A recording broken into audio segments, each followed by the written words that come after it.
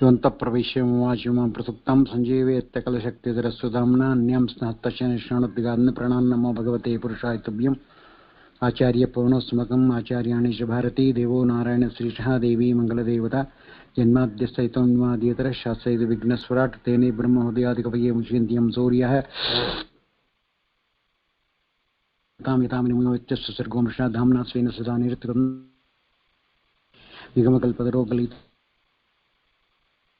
ಬ್ರಹ್ಮಾಲಯಂ ಮೊಹರಹೋರಸಿಗ ಭೂವಾಗುಕಾಹ. ಕೃಷ್ಣ ಉದ್ದವರಿಗೆ ಸಂವಾದಗಳು ನಡೀತಾ ಇದೆ. ನಾವು ಹೆಚ್ಚು ಕಮ್ಮಿ ಅಂತಿಮ ಗಂಟಕ್ಕೆ ಬರ್ತಾ ಇದ್ದೀವಿ. ಅಲ್ಲೇ 11ನೇ ಸ್ಕಂದ ಅಲ್ಲಿಗೆ ಮುಗಿಯುತ್ತೆ. ಉದ್ದವರು ಕೃಷ್ಣನನ್ನು ಒಂದು ಪ್ರಶ್ನೆ ಮಾಡಿದ್ರು. 3 ಗುಣಗಳು ಭಿನ್ನ ಭಿನ್ನ ಅಂತ ಹೇಳ್ತಾ ಇದ್ದೀವಿ. ಆ ಭಿನ್ನ ಭಿನ್ನ ವ್ಯಾಪಾರಗಳು ಹೇಗೆ ನಡೆಯುತ್ತೆ ಜೀವರಾಶಿಗಳಲ್ಲಿ ಅಂತ ಪ್ರಶ್ನೆ ಕೇಳಿದ. ಅದಕ್ಕೆ ಕೃಷ್ಣ ಹೇಳಿದ, ಉದ್ದವ, ಆ 3 ವಿಧವಾದ ಭಿನ್ನ ಭಿನ್ನ ವ್ಯಾಪಾರಗಳು ಹೇಗೆ ನಡೆಯುತ್ತೆ ಗೊತ್ತಾ? ಶಮದಮಾದಿ ಗುಣವುಳ್ಳವರು ಸಾತ್ವಿಕರು ಅಂತ ತಿಳ್ಕೋ. ಅವರೇ ಸಾಂಖ್ಯ ಜ್ಞಾನಾಧಿಕಾರಿಗಳು. ವಿಷಯ ರಾಗ ನಿಷಿದ್ಧ ವ್ಯಾಪಾರ ಮಾಡ್ತಾರೆ. ಮದ ಆಸೆ, ಹೇಳಿದ್ದನ್ನು ಒಪ್ಪದೇ ಇರುವುದು, ಹಣದಾಸೆ, ಅನ್ನತೆಯ ಜ್ಞಾನ, ದುಃಖಾದಿಗಳು, ಅಂಥವರು ದುಃಖವನ್ನು ಪಡ್ತಕ್ಕಂಥವ್ರು. ಅಂಥವರು ರಜೋಗುಣದ ವ್ಯಾಪಾರಿ. ಕೋಪ, ಲೋಭ, ಕಪಟ, ಕಲಹ ಮುಂತಾದವು ತಮೋಗುಣದ ವ್ಯಾಪಾರ. ಮಿಶ್ರಗುಣಗಳ ವ್ಯಾಪಾರ ಹೇಳು, ಅದನ್ನು ಹೇಳ್ತೀನಿ ಕೇಳು. ದೇಹ ಕಳತ್ರಾದಿಗಳಲ್ಲಿ ಮಾಡುವ ಅಹಂ ಮಮಕಾರಗಳು ಸತ್ವಾದಿ ಮಿಶ್ರ ಗುಣಗಳ ಕಾರ್ಯಗಳು ಏನು ಅಂತ ಕರಿಬೇಕಾಗತ್ತೆ.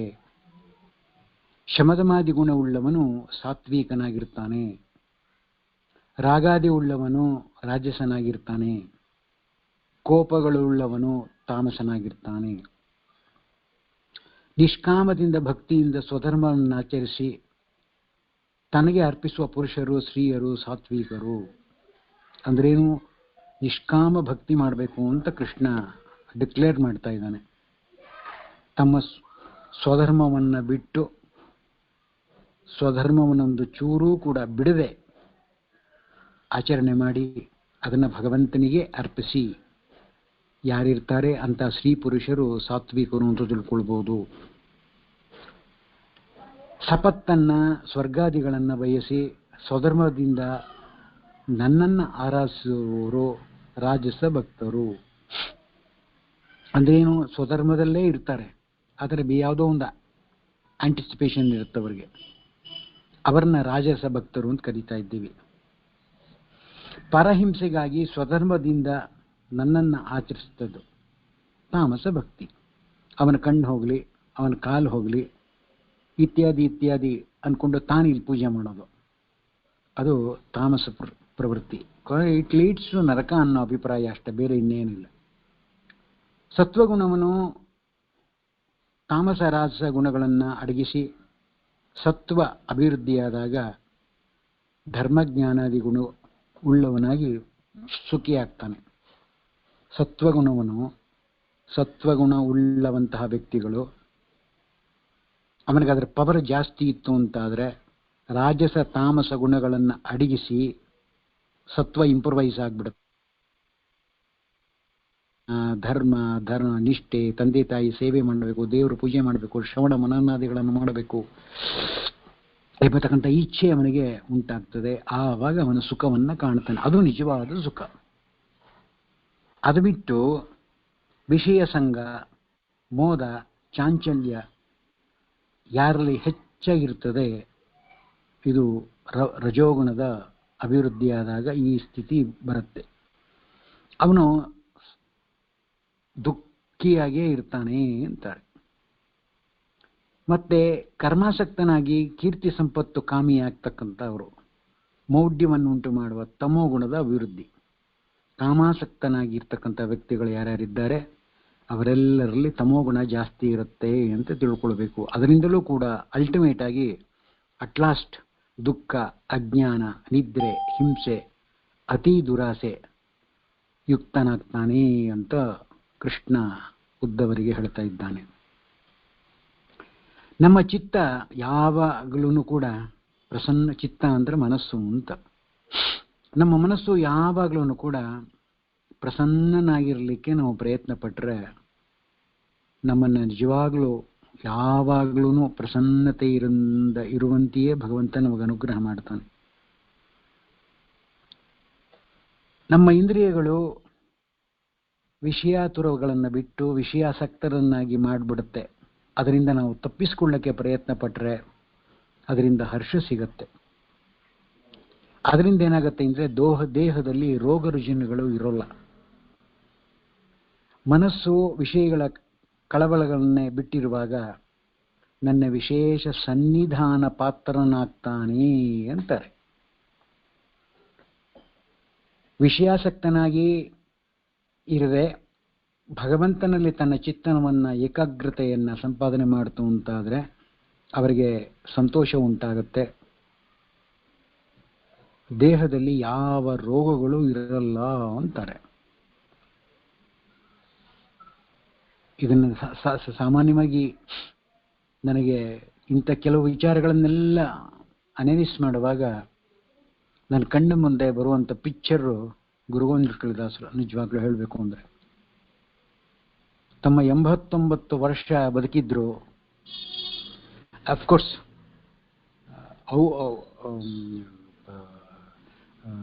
ಹೊರದೃಷ್ಟಿಯಿಂದ ಅವ್ರಿಗೊಂದು ಎಲ್ಲೋ ಒಂದು ಕಡೆ ಪಾಪ ಬಿದ್ದುಬಿಟ್ಟು ನಡು ನೋವು ಶುರು ಆಗ್ಬಿಡ್ತು.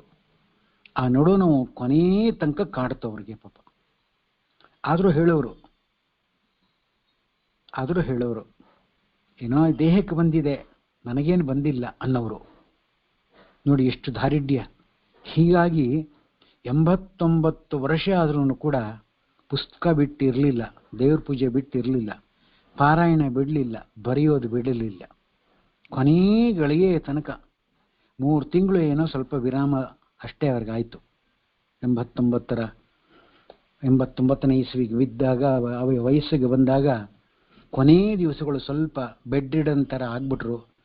ಆದ್ರೂ ಕೂಡ ಯಾರು ಬಂದಿರೋದು, ದೇವ್ರ ನಾಮ ಹೇಳೋ ನೀನು ಅನ್ನೋರು.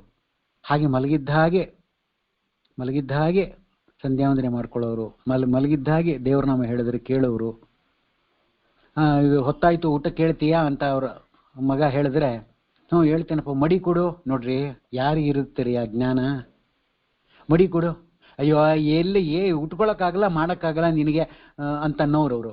ಇಲ್ಲ ನೀನು ಮಡಿ ಕೊಡು ಪರವಾಗಿಲ್ಲ ಅಂಥೇಳಿ ಒಂದು ಮಡಿ ಉಟ್ಕೊಂಡು ಆಚಮನ ಮಾಡಿ ನೆಲದ ಮೇಲೆ ಕೂತ್ಕೊಂಡು ಊಟ ಮಾಡೋರು. ಒಂದು ದಿವಸ ಹಾಸಿಗೆ ಮೇಲೆ ಅವರು ತಿನ್ನಲಿಲ್ಲ, ಕುಡಿಲಿಲ್ಲ. ನಾನು ತಿಳಿದ ಮಟ್ಟಿಗೆ ಅಫ್ಕೋರ್ಸ್ ಅವರ ತುಂಬ ವಯಸ್ಸಾದ್ಮೇಲೆ ಅವರ ನಮ್ಮ ಪರಿಚಯ ಆಗಿದ್ದು. ಆದ್ರೂ ಕೂಡ ಈಗ ಅವ್ರನ್ನ ನೋಡ್ಕೊಂಡು ಬಂದ ಮೇಲೆ ಮತ್ತೆ ಅಂಥ ವ್ಯಕ್ತಿಗಳು ಈಗ 35 ವರ್ಷ ಆಯಿತು, 40 ವರ್ಷದ ಹತ್ತಿರ ಬಂತು ಅವ್ರನ್ನ ನೋಡಿ.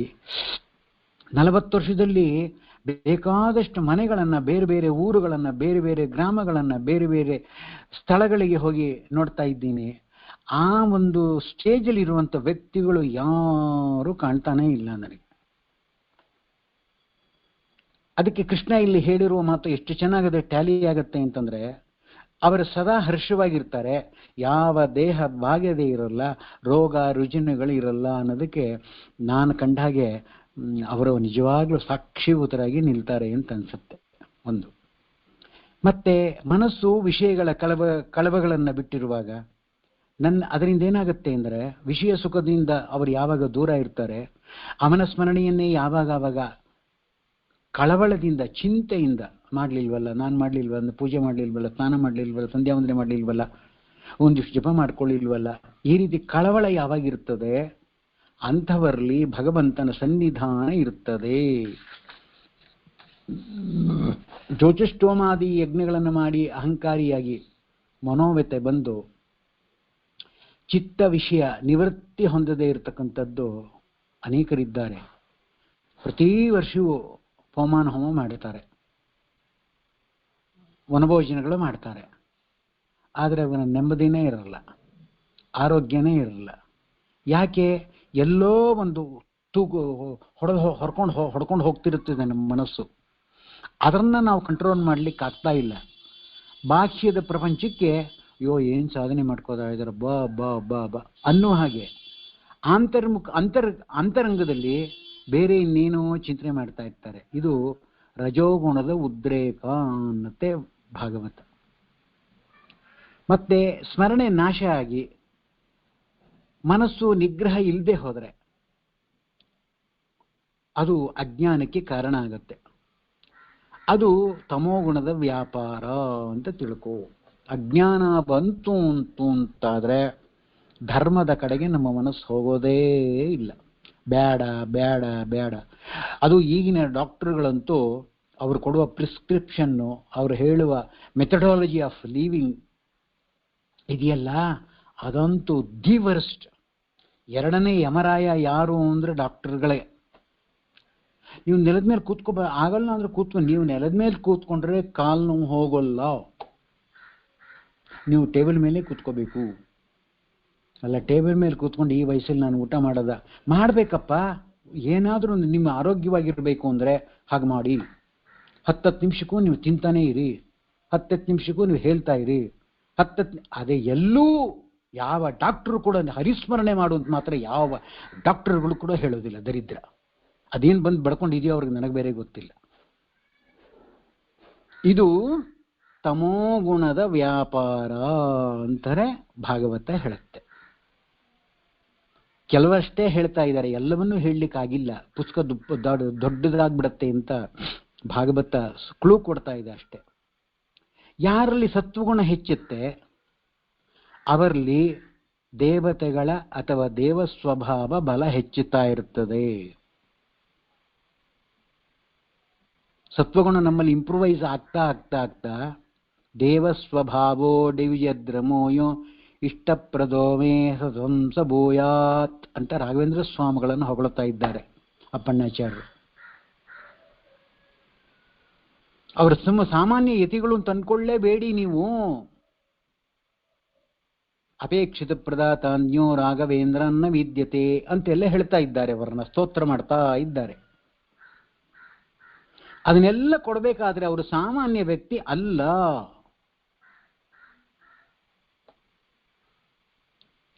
ಸತ್ವಗುಣ ಸತ್ವಗುಣ ಅವರಲ್ಲಿ every day every fraction of second improvise ಆಗ್ತಾ ಹೋಗುತ್ತೆ ಭಗವಂತನ ನಾಮಸ್ಮರಣೆ ಮಾಡೋದ್ರಿಂದ. It is applicable to you also, to me also, provided ನಾವು ಆ ಚಾನಲ್ನಲ್ಲಿ ಇಲ್ಲ, ಬೇರೆ ಇನ್ಯಾವುದೋ ಚಾನಲ್ನಲ್ಲಿ ಇದೆ ನಮ್ಮ ಮನಸ್ಸು. ಮತ್ತೆ ರಜೋಗುಣ ಹೆಚ್ಚಿದಷ್ಟು ಮಿತ್ರ ಜೀವರ ಬಲ ಹೆಚ್ಚಾಗುತ್ತೆ. ಅಂದ್ರೇನು, ತಂದೆ ತಾಯಿನ ಇಗ್ನೋರ್ ಮಾಡ್ಬಿಡೋದು, ನಮ್ಮ ಮಿತ್ರರಿಂದನೇ ನಾವಿರ್ತೀವಿ ಅಂತ ಅನ್ಕೊಂಡು ಬದುಕೋದು. ಮತ್ತಷ್ಟೇ ಇಲ್ಲ, ರಜೋಗುಣ ಹೆಚ್ಚಿದಷ್ಟು ಅಧಮ ಜೀವರ ಬಲ ಹೆಚ್ಚಾಗುತ್ತೆ. ಅಧಮರ ಜೊತೆಲೇ ಇರ್ತಾನೆ, ಒಳ್ಳೆ ಮಾಧ್ವರಾಗಿ ಹುಟ್ಟಿರ್ತಾನೆ, ಸಾಬರ ಸಂಘ ಮಾಡ್ತಿರ್ತಾನೆ, ಗೌಡ್ರ ಸಂಘ ಮಾಡ್ತಿರ್ತಾನೆ, ಕುಡಿತಾನೆ, ತಿಂತಾನೆ, ರಾತ್ರಿ ಬರುವಾಗಲೇ ಇದು ಹೆಂಡ ಕುಡ್ಕೊಂಡು ಮನೆಗೆ ಬಂದು ಸೇರ್ತಾನೆ. ಬೆಳಿಗ್ಗೆ ನೋಡೋದು ಇಷ್ಟಿಷ್ಟು ದಪ್ಪ ಅಂಗಾರಕ್ಷತೆ ಎಲ್ಲ ಹಚ್ಕೋತಾನೆ. ಮನೆ ಬಿಟ್ಟು ಹೋಯ್ತು ಅಂದ್ರೆ ಸದಾ ಸಿಗರೇಟ್ ಚೈನ್ ಸ್ಮೋಕರ್ ಆಗಿರ್ತಾನೆ. ಆದ್ರಿಂದ ಇದೆಲ್ಲವೂ ತಮೋಗುಣದ. ಇದರಿಂದ ಏನಾಗುತ್ತೆ ಗೊತ್ತಾ, ಅಧಮ ಜೀವರಾಗ್ತಾರೆ.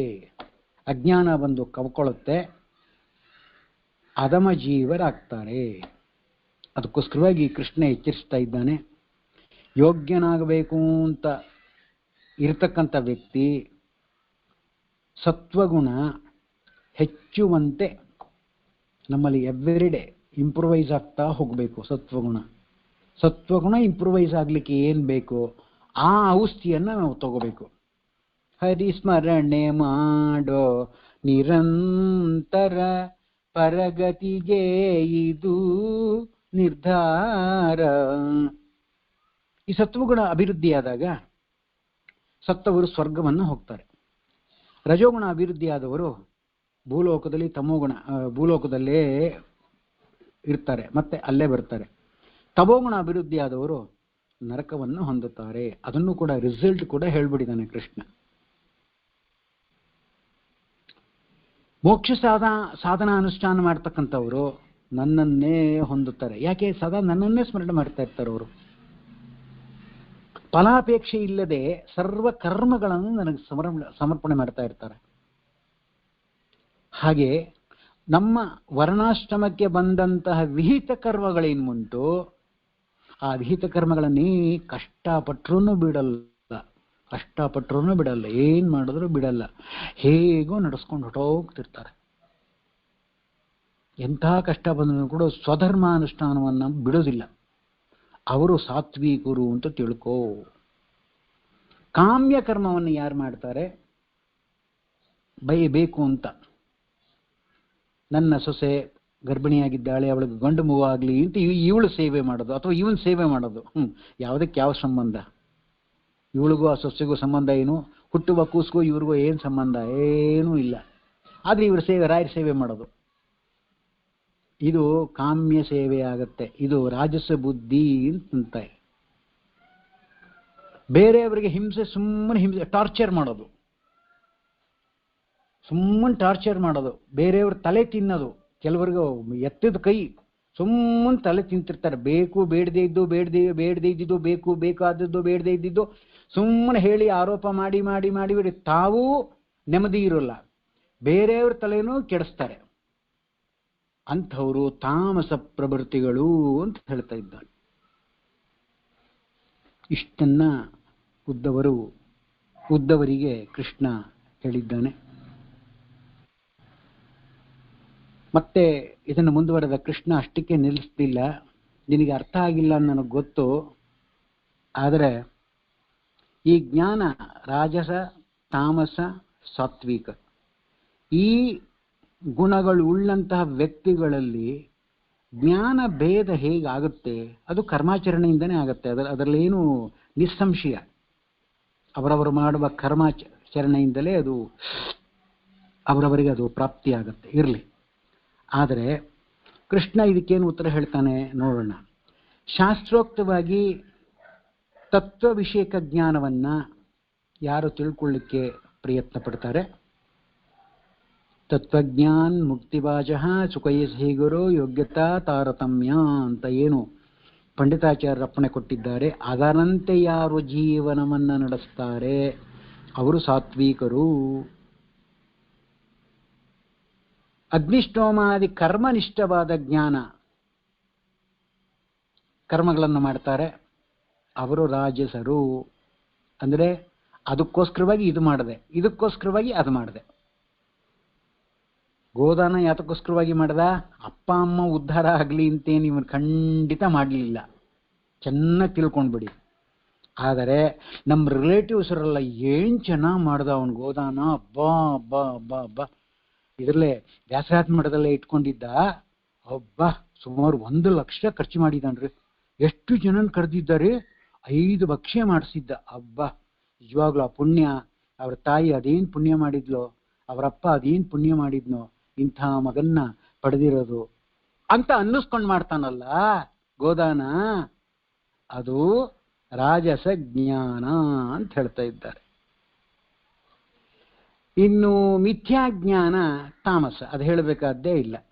ಎಲ್ಲ ನಾನೇ, ನನ್ನಿಂದಲೇ ಅನ್ನುವ ಜ್ಞಾನದಿಂದ ಮಾಡ್ತಕ್ಕಂಥದ್ದು. ನೋಡಿ, ನಮ್ಮನೇಲಿ ಯಾರು ಮಾಡಿರಲಿಲ್ಲ, ನಾ ಮಾಡಿದ್ದೀನಿ ಅನ್ಕೊಳ್ಳಲ್ವ ನಾವು?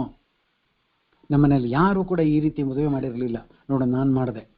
ನಮ್ಮನೇಲಿ ಯಾರು ಇತ್ತು ಈ ಮುಂಜಿಗೆ ಇಷ್ಟು ಜನನ ಕರೆದಿರಲಿಲ್ಲ, ಇಡೀ ನಮ್ಮ ಫ್ಯಾಮಿಲಿ ಎಲ್ಲ ಸೇರಿಸ್ಬಿಟ್ಟಿದ್ದೀನಿ ನಾನು ಅನ್ನುವ ಜ್ಞಾನ ಇದೆಯಲ್ಲ, ಇದು ತಾಮಸ ಪ್ರವೃತ್ತಿ ಅಂತ ಕೃಷ್ಣ ಹೇಳ್ತಾ ಇದ್ದಾನೆ. ಮೋಕ್ಷಕ್ಕೋಸ್ಕರವಾಗಿ ಸಾಧನೆ ಮಾಡ್ತಕ್ಕಂಥ ವ್ಯಕ್ತಿಗಳು ನಿರ್ಗುಣ ಅಂತನ್ಸುತ್ತೆ. ವನವಾಸ ಸಾತ್ವಿಕತೆ ಅಂದ್ರೇನು? ನಾಡಲ್ಲಾದರೂ ಇರಲಿ, ಡೆಲ್ಲಿಲಾದರೂ ಇರಲಿ, ಪಟ್ಟಣದಲ್ಲಾದರೂ ಇರಲಿ, ಸಮತಟ್ಟಾಗಿರ್ತಾರೆ, ಮನಸ್ಸು ಒಂದೇ ಥರ ಇರ್ತಾರೆ. ಹುಳಿಯನ್ನ ತಿಂದೆ ಅಂತ ಹೇಳಿ ಸಂತೋಷ ಪಡೋಲ್ಲ. ಇವತ್ತು ಉಪವಾಸ ಅಂತ ಹೇಳಿ ಪಕ್ಕದ ಮನೆಯವರಿಗೆ ಹೇಳ್ಕೊಳ್ಳಲ್ಲ. ಊಟ ಆಯ್ತಾ? ಓ ಊಟ ಆಯ್ತಪ್ಪ ಅಂತ ಸಂತೋಷವನ್ನೇ ವ್ಯಕ್ತಪಡಿಸ್ತಾರೆ. 1 ವಾರ ಉಪವಾಸ ಇರ್ತಾರೆ, ಸಂತೋಷದಿಂದಲೇ ಇರ್ತಾರೆ. ಇದೆಲ್ಲವೂ ಕೂಡ ಸಾತ್ವಿಕ ಗುಣಗಳು ಅಂತ ಹೇಳ್ತಾ ಇದ್ದಾರೆ. ಗ್ರಾಮವಾಸ ಮಾಡಲೇಬಾರದು ಅಂತಾರೆ, ರಾಜಸ ಬುದ್ಧಿ ಅಂತ ಹೇಳ್ತಾರೆ. ಜೂಜನಿ ಮನೆಯಲ್ಲಿ ವಾಸ ಮಾಡ್ತಕ್ಕಂಥದ್ದು ತಾಮಸ. ದೇವಾಲಯ ಮೊದಲುಗಳಲ್ಲಿ ವಾಸ ಮಾಡ್ತಕ್ಕಂಥದ್ದು ನಿರ್ಗುಣತ್ವ. ಅಂದರೆ ಮೋಕ್ಷ ಸಾಧನೆಗೆ ವಾಸಸ್ಥಾನ ಅದು ಸರಿಯಾಗಿರುತ್ತದೆ. ಅಂದರೆ ದೇವಸ್ಥಾನದ ಆಜುಬಾಜಲ್ಲಿ ಇರಬೇಕು, ದೇವಸ್ಥಾನದ ಕಡೆ ಹೆಚ್ಚು ಕಾನ್ಸಂಟ್ರೇಟ್ ಮಾಡಿ ಅಲ್ಲಿ ದೇವರನ್ನ ಭಜನೆ ಮಾಡಬೇಕು ಅನ್ನೋ ಅಭಿಪ್ರಾಯ. ನನ್ನ ಸೇವೆಯಲ್ಲಿ ಶ್ರದ್ಧೆ ನಿರ್ಗುಣ. ಭಗವಂತ ಗುಣದಿಂದ ಆಗರವಾದಂಥ ವ್ಯಕ್ತಿ, ಅವನಿಗೆ ಸೀಮಿತವಾದ ಗುಣಗಳಿಲ್ಲ ಅನ್ನುವಂತಹ ಜ್ಞಾನವನ್ನು ನಮ್ಮಲ್ಲಿ ಇಂಪ್ರವೈಸ್ ಆಯಿತು ಅಂದರೆ ಅದು ಸಾತ್ವಿಕ ಬುದ್ಧಿ ಅಂತ ಅನಿಸ್ಕೊಡುತ್ತೆ. ಅಪರೋಕ್ಷ ಜ್ಞಾನದಿಂದ ಹುಟ್ಟುವಂತಹ ಮಾನಸಿಕ ಸುಖ ಸಾತ್ವಿಕ. ವಿಷಯಗಳಿಂದ ಸುಖ ಸಿಗ್ತಕ್ಕಂಥದ್ದು ರಾಜಸ ಸುಖ. ಮೋಹಾದಿಗಳಿಂದ ಸುಖ ತಾಮಸ. ಅರ್ಥ ಆಗತ್ತೆ ಅಂತ ಕಾಣುತ್ತೆ. ಇದಕ್ಕೆಲ್ಲ ಏನು ವ್ಯಾಖ್ಯಾನ ಬೇಕಾಗಿಲ್ಲ, ಅರ್ಥ ಆಗತ್ತೆ ಅಂತ ಅನ್ಕೊಂಡಿದ್ದೀನಿ. ಭಗವದ ಆರಾಧನೆಯಿಂದ ಸುಖ. ದ್ರವ್ಯ, ದೇಶ, ಕಾಲ ಮುಂತಾದ ಸಕಲವೂ ಕೂಡ ತ್ರಿಗುಣಾದಿಗಳಿಂದ ಸಾತ್ವಿಕವಾಗಿ ಭೇದವನ್ನು ಹೊಂದಿರುತ್ತದೆ. ಅಂದರೆ ಸಾತ್ವಿಕ ವ್ಯಕ್ತಿಗಳು they decide themselves what to opt and what not opt, what to do and what not to do ಅನ್ನೋದನ್ನ ಅದನ್ನು ನೋಡೋ ತಕ್ಷಣದಲ್ಲೇ ತಿಳ್ಕೊಂಡ್ಬಿಡ್ತಾರಂತೆ. ಅದೇ ಸಾತ್ವಿಕ ಬುದ್ಧಿ ಅಂತ ಹೇಳ್ತಾರೆ. ಇದು ಬೇಡ ಅಂದ್ರೆ ಆಗೋಯ್ತು, ಅದು ಬೇಡ ಅಂತಾನೆ ಅಷ್ಟ. ಬಟ್ ರಾಜಸ ತಾಮಸರು ಹಾಗಲ್ಲ. ಏನಾಗ್ಬಿಡುತ್ತೆ ಅಂತ, ಓ ಕಂಡಿಲ್ವಾ, ಅಯ್ಯೋ ಸುಮ್ಮನೆ ಇರಮ್ಮ ಅನ್ನಲ್ವಾ, ಹಾಗೆ ಇದೆಲ್ಲ ರಾಜಸ ತಾಮಸ ಪ್ರವೃತ್ತಿ ಉಳ್ಳವರು ಅಂತ ಹೇಳ್ತಾ ಇದ್ದಾರೆ.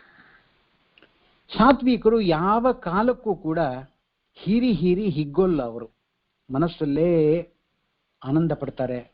ಆ ಆನಂದ ಪಟ್ಟಿದ್ದನ್ನ ತಮ್ಮ ಬಿಂಬರೂಪಿ ಪರಮಾತ್ಮನಿಗೆ ಅರ್ಪಣೆ ಮಾಡ್ತಾರೆ. ಸದಾ ಕಾಲದಲ್ಲಿ ಶಾಸ್ತ್ರ ಶ್ರವಣ ಮಾಡಿ ಅದರಿಂದ ಸುಖವನ್ನ ಪಡ್ತಾ ಇರ್ತಾರೆ. ಬುದ್ಧಿಯಿಂದ ವಿಚಾರವನ್ನ ವಿಮರ್ಶೆ ಮಾಡ್ತಾ ಇರ್ತಾರೆ. ಇದು ಹೇಗೆ, ಇದು ಹೇಗೆ. ಕೆಲವರು ಪ್ರಶ್ನೆಗೋಸ್ಕರವಾಗಿ ಪ್ರಶ್ನೆ ಕೇಳ್ತಾರೆ. ಅದು ಥರ್ಡ್ ರೇಟ್ ಬುದ್ಧಿ. ಅದು ಪ್ರಯೋಜನ ಇಲ್ಲ. ಒಂದು ಪ್ರಶ್ನೆಯನ್ನು ಕೇಳಿ ಅದರಿಂದ ಉತ್ತರವನ್ನು ತಿಳ್ಕೊಂಡ ಮೇಲೆ ಅದನ್ನು ಅನುಷ್ಠಾನ ಮಾಡಲಿಕ್ಕೆ ನಾವು ಪ್ರಯತ್ನ ಪಡಲಿಲ್ಲ ಅಂತಂದ್ರೆ ನಾವು ಪ್ರಶ್ನೆಗಳನ್ನು ಕೇಳಲಿಕ್ಕೆ ಹೋಗಬಾರ್ದು. ಹಾಗಾದ್ರೆ ಪ್ರಶ್ನೆ ಕೇಳೋದು ತಪ್ಪ? ಕೆಲವರು ಈ ಆರ್ಗ್ಯುಮೆಂಟ್ ಬೇರೆ ನಮ್ಮಲ್ಲಿ. ನಾನಾಗ್ಲೇ ಹೇಳಿದೆ, ತಮ್ಮ ತಲೆ ತಾವು ತೊಳ್ಕೊಳ್ಳದೆ ಬೇರೆಯವ್ರ ತಲೆನೂ ತಿಂದು ನಮ್ಮನ್ನೂ ಹಾಳು ಮಾಡ್ತಾರೆ. ಅವರು ತಾವೂ ನೆಮ್ಮದಿ ಇಲ್ಲ, ನಮಗೂ ಎದುರುಗಡೆ ಕಂಡವ್ರಿಗೂ ನೆಮ್ಮದಿ ಇಲ್ಲದೆ ನೆಮ್ಮದಿಯನ್ನು ಕೊಡದಿರುವಂತಹ ವ್ಯಕ್ತಿತ್ವ ಅನೇಕರಲ್ಲಿ ಇರ್ತದೆ. ಇದು ರಾಜಸ ತಾಮಸ ಅಂತ ನಾವು ಮತ್ತೆ ಹೇಳಬೇಕಾದ್ದೇ ಇಲ್ಲ. ಆದರೆ ಸರ್ವತ್ರ ಬ್ರಹ್ಮನನ್ನು ಸ್ಮರಣೆ ಮಾಡಿ ಸರ್ವತ್ರ ಅವನ ಸರ್ವತೋಮುಖವಾದ ಕರ್ಮಗಳು ಮಹಿಮೆಗಳನ್ನು ಅವನ ಜೀವನವನ್ನು ಸದಾ ಕಾಲದಲ್ಲಿ ಮನಸ್ಸಲ್ಲಿ ಲೆಕ್ಕ ಹಾಕ್ತಾ ಇರ್ತಕ್ಕಂಥ ವ್ಯಕ್ತಿಗಳು ಸಾತ್ವಿಕರು. ಅದಕ್ಕೋಸ್ಕರವಾಗಿ ಭಾಗವತ ಹೇಳ್ತಾ ಇದೆ, ಕೃಷ್ಣ ಕನ್ಕ್ಲೂಡ್ ಮಾಡ್ತಾ ಇದ್ದಾನೆ, ನಿರಂತರವಾಗಿ ಅವನನ್ನು ನಾವು ಧ್ಯಾನ ಮಾಡಬೇಕು ಅನ್ನೋ ವಿಚಾರವನ್ನೇ ಹೇಳ್ತಾ ಇದ್ದಾರೆ. ಸಾತ್ವಿಕಾದಿ ಗುಣಗಳಿಂದ, ಸಾತ್ವಿಕ ಆಹಾರಗಳಿಂದ, ಸಾತ್ವಿಕ ಭಗವದ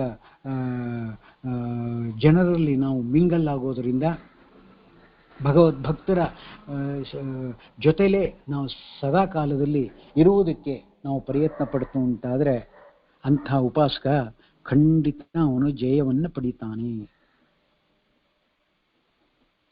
ಭಕ್ತಿಯೋಗದಿಂದ ಸಂಸಾರವನ್ನು ಗೆಲ್ಲಬಹುದು. ನನ್ನನ್ನು ಯಾರು ಆಶ್ರಯ ಮಾಡ್ಕೊಂಡಿರ್ತಾರೆ ಅವರನ್ನು ಮುಕ್ತನಾಗಿ ಆನಂದ ಪಡಿಸ್ತಾರೆ. ಮನುಷ್ಯ ವಿಶೇಷ ಬ್ರಾಹ್ಮಣ ಜನ್ಮ ಬಂದಿದೆ ನಮಗೆ. ಈ ಬಂದಿರುವಾಗ ಸರ್ವೋತ್ತಮನಾದ ಭಗವಂತನನ್ನು ತಿಳಿದು ಕಾರ್ಯಸಿದ್ಧಿಯನ್ನು ಪಡ್ಕೊಳ್ಬೇಕಷ್ಟೇ ಹೊರತು ಹೊರಗಿನ ಬಾಹ್ಯದ ವಿಷಯಗಳಲ್ಲಿ ಆಸಕ್ತನಾಗಿರೋದು ಬೇಡ ಉದ್ದವ ಅಂತ ಉದ್ದವನಿಗೆ ಕೃಷ್ಣ ಮತ್ತೆ ತಿಳಿಸ್ಕೊಡ್ತಾ ಇದ್ದಾನೆ.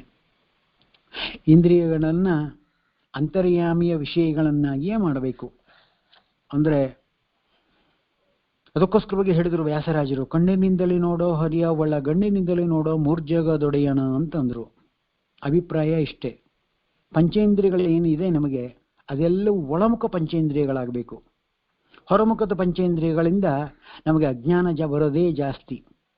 ಅವೆಲ್ಲವೂ ಕೂಡ ಒಳಮುಖವಾದಾಗ ಭಗವಂತನ ಜ್ಞಾನ ನಮಗೆ ಆಟೋಮೆಟಿಕಲಿ ಬರುತ್ತೆ. ಅದನ್ನು ಹೇಳ್ತಾ ಇದ್ದಾನೆ.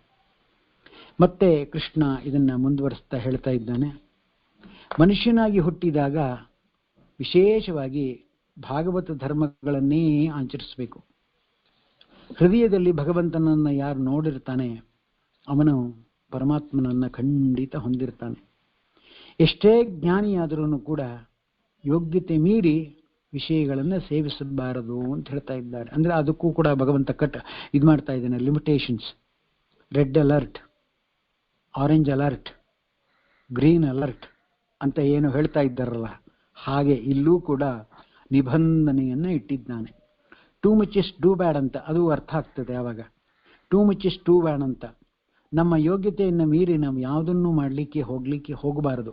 ನಮಗೆ ಎಷ್ಟು ಸಾಧ್ಯವೋ ಅಷ್ಟನ್ನು ಮಾಡಿ, ಕೃಷ್ಣ ನೋಡಪ್ಪ ಇಷ್ಟ ಆಗಿದೆ, ಮುಂದೆ ನಿನ್ನಿಚ್ಛೆ ಹೇಗೆ ಮಾಡ್ತೀಯೋ ಮಾಡು ಅಂಥೇಳಿ, ಅಕಸ್ಮಾತ್ ಏನಾದರೂ ಅವನೇ ನಿಂತು ನಮ್ಮಲ್ಲಿ ಇನ್ನೂ ಹೆಚ್ಚು ಮಾಡಿಸ್ತು ಅಂತಾದರೆ ವೆಲ್ಕಮ್, ಮೋಸ್ಟ್ ವೆಲ್ಕಮ್.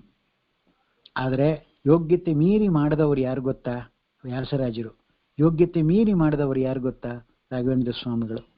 ಅದಕ್ಕೋಸ್ಕರವಾಗಿ ಸ್ವರ್ಗಕ್ಕೆ ಹೋದ್ರು, ಸತ್ಯಲೋಕಕ್ಕೆ ಹೋದ್ರು, ಅಯ್ಯೋಯ್ಯೋ ಈ ವ್ಯಕ್ತಿನ ಇಲ್ಲಿ ಯಾಕೆ ಕರ್ಕೊಂಬಂದೇ, ಬೇಡಪ್ಪ ಇವ್ರ ತಂಟನೆ ಬೇಡ, ಮತ್ತು ಭೂಮಿಗೆ ಕಳಿಸ್ಬಿಡು ಅಂದ್ಬಿಟ್ರು ಬ್ರಹ್ಮದೇವರು. ಯಾಕೆ ಅಂದ್ರು, credit is more than debit ಅಂದ್ಬಿಟ್ರು. ಮೋಕ್ಷಕ್ಕೆ ಹೋಗ್ಬೇಕಾದ್ರೂ ಕೂಡ 99.99% ಪುಣ್ಯ ಇರಬೇಕಷ್ಟೆ. ಅದ್ರ ಜಾಗದಲ್ಲಿ 1000 ಇದ್ರೆ ಅವಾಗ ಏನ್ ಮಾಡ್ತಾನೆ, ನೀ ಎಲ್ಲ ಅದನ್ನೆಲ್ಲ ಕಳ್ಕೊಂಡು ಬಾ, 99.99 ಅಷ್ಟೇ ನನಗೆ ಬೇಕಾಗಿರೋದು, ಇನ್ನು 900 ಚಿಲ್ಲರೆ ಅದಷ್ಟು ಪೂರ್ತಿ ಎಲ್ಲ ಮೈನಸ್ ಮಾಡ್ಕೊಂಡು ಬಾ ಅಂತ ಕಳಿಸ್ಬಿಟ್ನಂತೆ ಭಗವಂತ. ಅದರಲ್ಲಿ ವ್ಯಾಸರಾಜರು ರಾಘವೇಂದ್ರ ಸ್ವಾಮಿಗಳು ಇಬ್ಬರೇ ನಿಲ್ಲೋದು ಆ ಜಾಗದಲ್ಲಿ. ಅರ್ಥ ಆಗಿರ್ಬೋದು ಅಂತ ಕಾಣುತ್ತೆ. ಹೀಗೆ ದುರ್ಜನರ ಸಂಘವನ್ನು ಖಂಡಿತ ನಾವು ಮಾಡಲೇಬಾರದು. ಮಾಡಿದರೆ ಏನಾಗುತ್ತೆ ಅಂದರೆ ನಿತ್ಯ ನರಕ ಆಗುತ್ತೆ ಅಷ್ಟೆ. ಬಿಡಿ ಕುಡಿಯೋರ ಜೊತೆ ಸೇರಬಾರದು ಅಂತಿದೆ. ಯಾಕೆಂದ್ರೆ ಅವನು ಬೋಬೇಗೆ ಹೇಳ್ಕೊಟ್ಬಿಡ್ತಾನೆ, ಒಂದು ದಿವಸ ಕುಡಿಯ ಅದೇನಾಗ್ಬಿಡುತ್ತೆ, ಓ ಮಹಾ ಯಾರು ಕಾಣದೇ ಇದ್ದಿದ್ದು, ಈಗ ನಿಮ್ಮ ಅಪ್ಪ ಅಮ್ಮ ಏನು ಎದುರುಗಡೆ ಇದ್ದಾರ ನೋಡೋಕ್ಕೆ, ನಿನ್ ಬಣ್ಣಿ ಕುಡಿಯ ಏನಾಗೋದಿಲ್ಲ, ಕುಡಿಯೋ. ಒಂದು ಕುಡಿತಾನೆ, ನಾಳೆ ದಿವಸ 2 ಮಾಡಿಸ್ತಾನೆ. ಆಮೇಲೆ ಅವನು ಬರೋದೇ ಇಲ್ಲ, 3 ದಿವಸ ಹೇಳ್ಕೊಟ್ಬಿಟ್ಟು ಹೊರಗಿರ್ತಾನೆ ಅವನು.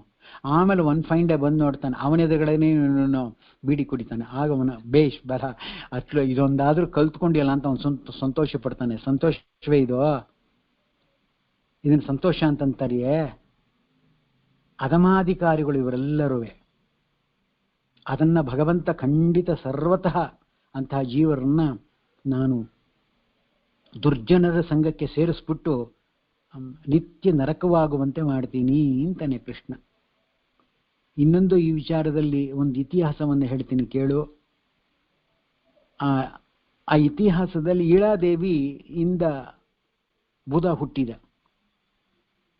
ಪುರೂರವಸ್ಸು ರಾಜ ಊರ್ವಶಿ ವಿಯೋಗದಿಂದ ಮೋಹವನ್ನು ಹೊಂದಿದ. ತನ್ನನ್ನು ಬಿಟ್ಟು ಹೋದ ಊರ್ವಶಿ ಅಂಥೇಳಿ ಆ ರಾಜ ಅತ್ತ ಯಥೇಷ್ಟ ಕಾಮಗಳನ್ನ ಅನುಭವಿಸ್ತಿದ್ದ. ಈಗ ಅದೆಲ್ಲ ನಿಂತು ಹೋಯಿತು. ಸರಿ, ಏನ್ ಮಾಡಬೇಕು? ವಿರಕ್ತನಾದ ಊರ್ವಶಿ, ನನಗುಂಟಾದ ಎಷ್ಟು ಮೋಹ ನಾನು ನಿನ್ನಲ್ಲಿ ಇಟ್ಕೊಂಡಿದ್ದೆ, ಎಷ್ಟು ಆಸೆಗಳನ್ನು ನನಗೆ ತೀರಿಸ್ತಾ ಇದ್ದಿ. ನನಗೆ ಇದರಿಂದ ಏನಾಯಿತು ಅಂದ್ರೆ ಸೂರ್ಯಾಸ್ತಮಯ ಚಂದ್ರಾಸ್ತಮಯ ನಮಗೆ ಗೊತ್ತೇ ಇರಲಿಲ್ಲ. ಪೂರ್ತಿ ಎಲ್ಲ ನೀನೇ ಅಂತ ಅನ್ಕೊಂಡ್ಬಿಟ್ಟಿದ್ದೆ. ನನ್ನ ದೇಹ ಕೇವಲ ಸ್ತ್ರೀಯರ ಅಧೀನವಾಗೋಯ್ತಲ್ಲ. ಕೊನೆಗೆ ಅವನಿಗೆ ರಿಪೆಂಟೆನ್ಸ್ ಆಯಿತು. ಚಕ್ರವರ್ತಿಯಾದ ಅವನನ್ನ ತೃಣಕ್ಕಿಂತ ಜನರೆಲ್ಲ ಉಗಿದುಪ್ಪು ಹಾಕಿದ್ರು.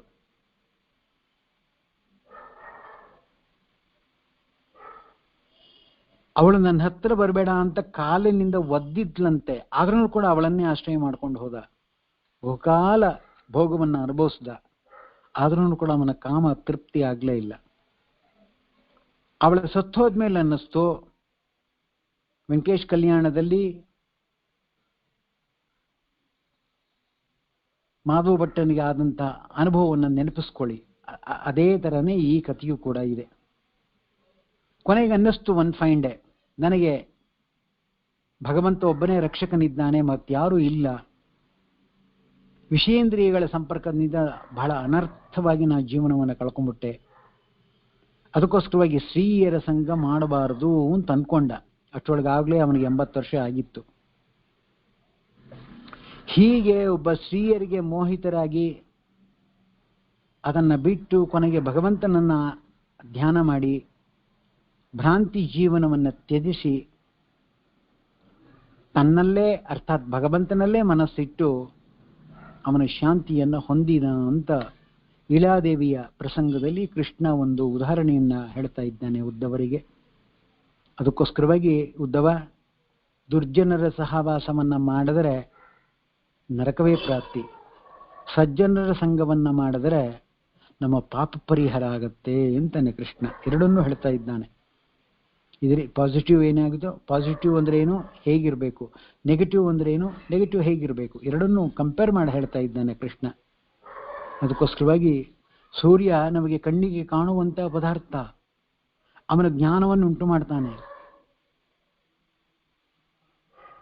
ಸಜ್ಜನರ ಸಹವಾಸದಲ್ಲಿತ್ತು ಅಂತಾದರೆ ಅವ್ರು ಏನಾದರೂ ಒಂದು ಉಪದೇಶ ಮಾಡ್ತಾನೇ ಇರ್ತಾರೆ. ಹಾಗೆ ಮಾಡು, ಹೀಗೆ ಮಾಡು, ಹೀಗೆ ಮಾಡಬೇಡ, ಹಾಗೆ ಮಾಡಬೇಡ, ಏನಾದರೂ ಒಂದು ಹೇಳ್ತಾನೇ ಇರ್ತಾರೆ.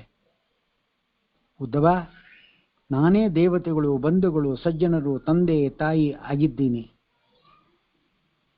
ಆದ್ದರಿಂದ ದೇವತೆಗಳೆಲ್ಲರೂ ಕೂಡ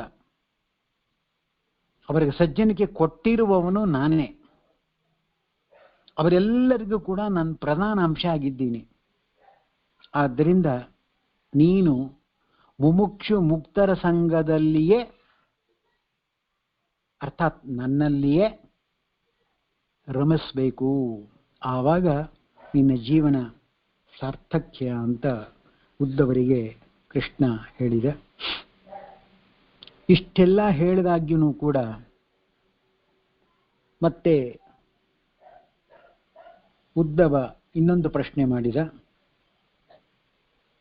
ಕೃಷ್ಣ, ಭಗವದ ಆರಾಧನೆ ಮಾಡು ಅಂತ ಹೇಳ್ತಾ ಇದ್ದಿ, ಕ್ರಿಯಾಯೋಗ.